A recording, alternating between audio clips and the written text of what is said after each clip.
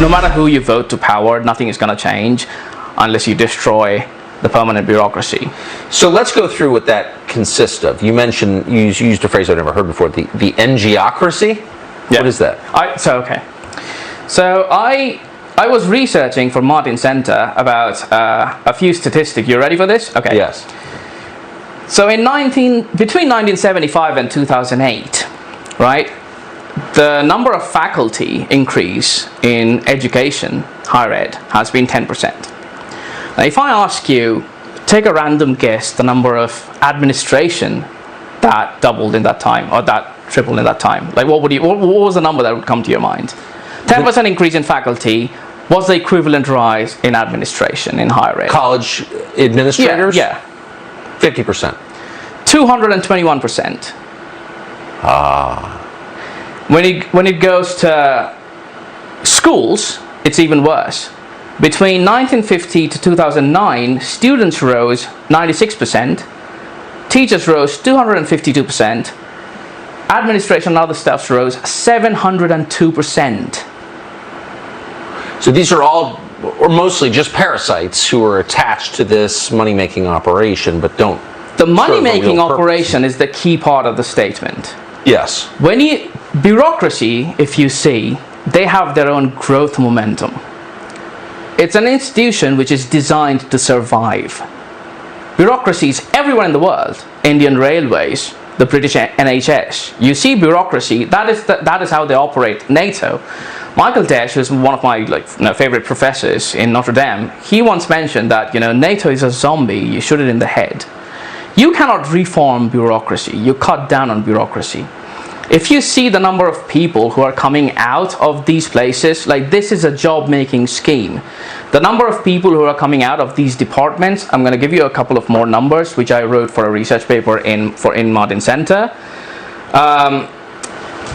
Half of the women teachers, for example in IR, spend 6% to 25% of the class discussing Marxism, relative to 1/3 of men spending that time.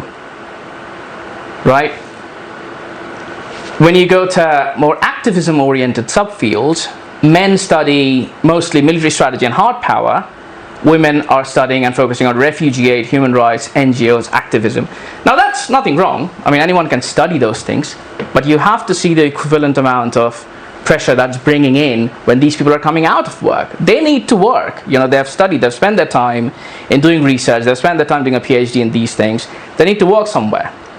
In 2001, the funding of the Pentagon was what, like 300 billion something, right? It's not 700 billion. Not all of them went to military hardware. Most of them went to learning Dari and Pushtu and all these, kind of NGO things that they do. This is the pressure group, by the way. The same people who are opposing any kind of withdrawal from Afghanistan are the people who are already tied to this money-making scheme. They are the ones who would work. Why would they want to, have a grand strategy which would cut down their own work? So unless you focus on that part, nothing is going to change. So it's not just the defense contractors that generals work for when they leave. No. It's the bureaucracy at the Pentagon, which is not focused on war fighting, but on... It's an entire ecosystem of work which is produced and which reads right through from schools to universities to the kind of subjects they're studying, the kind of research they're doing, and then where they're working. And that's all coming to the same instinct that is behind this idea that we have to be in Afghanistan because we have to do something to save the Afghan women and children. And by all means, I'm really sad for what's happening in Afghanistan, but that is not really the responsibility of American and British taxpayers. No, it's not. It's not. But the same instinct that is focused on that are the same people who now think Texas is full of Talibans because they're opposing, women's rights. It's the same worldview, by the way. And it is the same worldview that is incubated at universities. We're often accused of being anti-immigrant on this show. That's a crock. We're pro-law. Some immigrants are wiser and clearer thinking about our country.